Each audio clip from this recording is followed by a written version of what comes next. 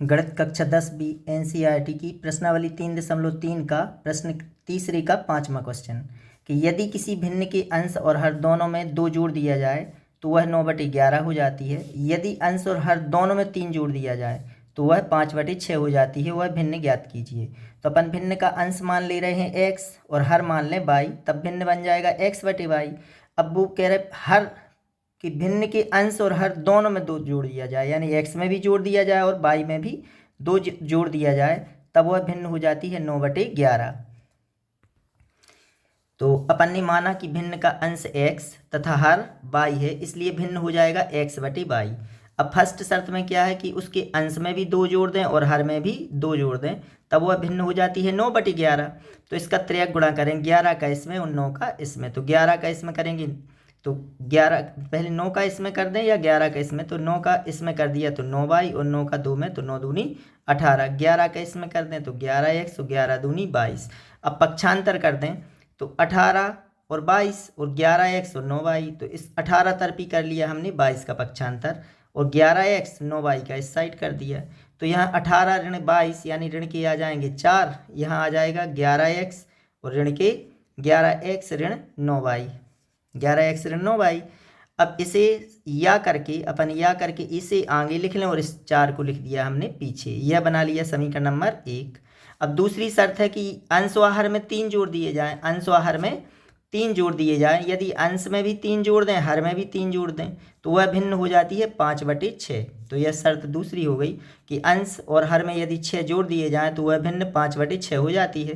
त्रिक गुणा करें, 6 का इसमें 6x, 6×3 18, 5 का इसमें 5y और 5×3 15। पक्षांतर कर दें, 6x ऋण 5y इस साइड, 18 का इस साइड कर दें तो 15 ऋण 18 वर्ग के ऋण के 3 बचेंगे यहाँ।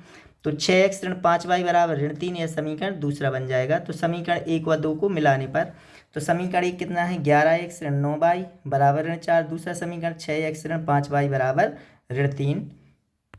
क्योंकि यह प्रश्नावली प्रतिस्थापन विधि की है तो प्रतिस्थापन विधि से यहाँ से हल करें। तो समीकरण 1 से, समीकरण 1 है 11x ऋण 9y बराबर ऋण 4, यह समीकरण 1 है। तो पक्षांतर कर दें, 11x 9y का इस साइड किया तो ऋण के हैं तो धन के हो जाएंगे 9y ऋण 4। तो x बराबर 11 में आ जाएंगे 9y ऋण 4/11, यह बन जाएगा समीकरण नंबर तीसरा।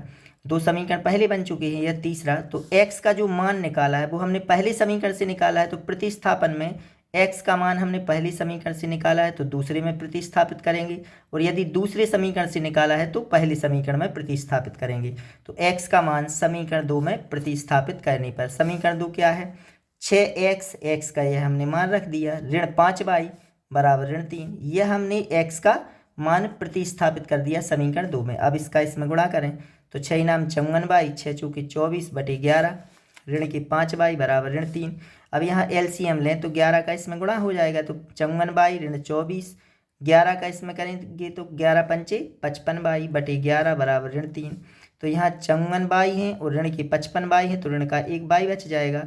ऋण के 24 बटे कितनी 11 बराबर ऋण 3/1। त्रिक गुणा कर दें तो 3 का 11 में तो 11 थी 33 और 1 का इसमें करेंगे तो ज्यों की त्यों संख्या आ जाएगी। अब यहाँ ऋण y का कर दें हम पक्षांतर, इस साइड 33 का इस साइड कर ले, ऋण y का तो धन के y हो जाएंगे, 33 का इस साइड तो धन के 33, 33 में से 24 घट जाएंगे, कितनी बच जाएंगे 9। तो y का मान आ गया कितना, y बराबर 9। तो y का जो मान निकाला है वो समीकरण 3 में प्रतिस्थापित करना है। तो y का मान समीकरण 3 में प्रतिस्थापित करने पर तो समीकरण 3 है x बराबर 9, y का यहाँ मान रख दें ऋण 4/11। तो 9 y का मान आया है 9, यहाँ y का मान 9 आया है ऋण 4/11, 9 नाम 81 ऋण 4/11, यह हो जाएंगे 77, 77/11, 11 7 77, x का मान 7 और y का मान कितना आया है 9। तो इसलिए वह भिन्न क्या हो जाएगी, भिन्न थी x/y, तो x का मान 7 और y का मान 9 है, तो वह भिन्न है 7/9। तो यह, और पहली शर्त में क्या बोला था कि यदि अंश और हर में 2 जोड़ दिए जाएं, तो यहाँ 7 में 2 जोड़ेंगे तो 9 और 9 में 2 जोड़ेंगे तो 11। तो जो पहली शर्त थी कि यदि अंश और हर में 2 जोड़ दिए जाएं तो वह भिन्न 9/11 हो जाती है। तो यहाँ 9 और 11 हो जाएगी, तो इसलिए अपना आंसर सही है। इसका जो 5वां क्वेश्चन लास्ट क्वेश्चन है कि 5 वर्ष बाद जैकब की आयु उसके पुत्र की आयु से 3 गुनी हो जाएगी 5 वर्ष बाद, और 5 वर्ष पूर्व जैकब की आयु उसके पुत्र की आयु की 7 गुनी थी, उनकी वर्तमान आयु ज्ञात करना है। तो कभी भी अगर हमें पिता और पुत्र की आयु ज्ञात करनी है तो हमेशा पुत्र की आयु में गुणा करना है, पिता की आयु में गुणा नहीं करना है। मान लो पिता 40 वर्ष के हैं और 10 वर्ष बाद की बोली, या 10 वर्ष पहले या 10 वर्ष बाद, तो इसका मतलब है 10 वर्ष बाद या 10, अगर बाद में बोल रहे हैं कि 10 वर्ष बाद तो अपन जोड़ेंगे, और 10 वर्ष पहले ही बोल रहे तो घटाएंगे। लेकिन अगर उनकी आयु 7 गुनी हो जाएगी या 3 गुनी हो जाएगी या 4 गुनी, तो इसका मतलब पिता 40 के हैं, अगर 4 गुनी कर दें तो 4 चौके 16, 160 वर्ष के पिता हो जाएंगे, जो कि गलत हो जाएगा। तो हमेशा यह ध्यान रखना है कि पिता या माता की आयु में गुणा नहीं करना है, पुत्री या पुत्र की आयु में गुणा करना है।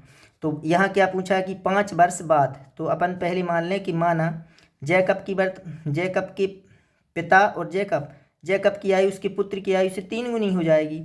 तो 5 वर्ष बाद जैकब की आयु उसके पुत्र, यानी एक जैकब पिता कहलाया और उसका पुत्र, तो अपन मान लें कि जैकब की वर्तमान आयु x वर्ष और उसके पुत्र की आयु y वर्ष है। तो जैकब की आयु यानी x, पुत्र की आयु यानी y की कितनी गुना हो जाएगी? 3 गुनी, यानी 3y। यह पहली शर्त हो जाएगी। 5 वर्ष पूर्व जैकब की आयु उसके पुत्र की आयु की 7 गुनी हो जाएगी। 5 वर्ष पूर्व यानी 5 वर्ष बाद, तो जैकब की आयु x धन 5 हो जाएगी 5 साल बाद, और इसकी पुत्र की आयु हो जाएगी y धन 5, तो 7 गुनी, तो ये मतलब x धन 5 बराबर 7 का गुणा कर देंगे पुत्र की आयु में, तो उनकी वर्तमान आयु क्या है यह पूछा है। तो यहाँ माना कि जैकब की वर्तमान आयु x वर्ष है तथा उसके पुत्र की वर्तमान आयु y वर्ष है। फर्स्ट शर्त से 5 वर्ष बाद जैकब की आयु, यदि हम किसी आपसे बोलें कि आपकी आयु 5 साल बाद कितनी हो जाएगी, तो वर्तमान में 5 जोड़ देंगे अपन, कि अगर वर्तमान में आज 25 वर्ष है तो 5 वर्ष बाद कितनी हो जाएगी? 30 वर्ष। तो 5 वर्ष बाद जैकब की आयु, तो जैकब की आयु वर्तमान में x है तो 5 साल बाद x धन 5 वर्ष। तो अगर जोड़ना है तो दोनों में और घटाना है तब भी दोनों में। तो 5 वर्ष बाद उसके पुत्र की आयु, तो पुत्र की आयु भी y धन 5 वर्ष। जब पिता की आयु बढ़ेगी तो पुत्र की भी बढ़ेगी। तो 5 वर्ष बाद उसके पुत्र की आयु कितनी हो जाएगी? y धन 5 वर्ष। अब क्या शर्त में क्या बोल रहा है कि 5 वर्ष बाद जैकब की आयु उसके पुत्र की आयु, यानी यह वाली पुत्र की आयु की 3 गुनी यानी 3 का गुणा, और गुणा काय में करना है? पुत्र की आयु में, पिता की आयु में गुणा नहीं करना है। तो x धन 5, 3 का इसमें गुणा कर दें, 3y, 5 ही 15, इसका पक्षांतर, तो x ऋण 3y, 5 का इस साइड पक्षांतर 15 ऋण 5, तो x ऋण 3y बराबर 10। यह पहला समीकरण बन जाएगा। अब दूसरी शर्त से कि 5 वर्ष पूर्व जैकब की आयु, 5 साल पहले, तो जैकब की आयु 5 घटा दें, वर्तमान में से 5 घटा दिए अपन ने, 5 वर्ष पूर्व हो गई। 5 वर्ष पूर्व उसके पुत्र की आयु, यह भी घटा दें, y ऋण 5। जोड़ना है तो दोनों में, घटाना है तो दोनों में, तो y ऋण 5 वर्ष। तो अब बोल रहे हैं कि 5 वर्ष पूर्व जैकब की आयु उसके पुत्र की आयु की 7 गुना थी, यानी 7 का गुणा कर दें, 7 गुना थी। तो x ऋण 5 बराबर 7 का इसमें गुणा, 7y ऋण 7 पंचे 35, पक्षांतर कर दें, x ऋण 7y ऋण के 35, 5 का इस साइड तो धन के 5, तो यहाँ 35 में से 5 घट जाएंगे 30। यह समीकरण दूसरा। तो प्रतिस्थापन विधि से करना है तो समीकरण 1 लें अपन कि x ऋण 3y बराबर 10। यह पहला समीकरण है अपना, x ऋण 3y बराबर 10।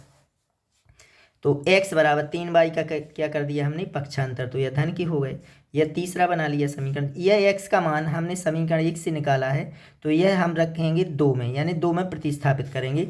तो x का मान समीकरण 2 में प्रतिस्थापित करने पर, तो x का मान कितना है?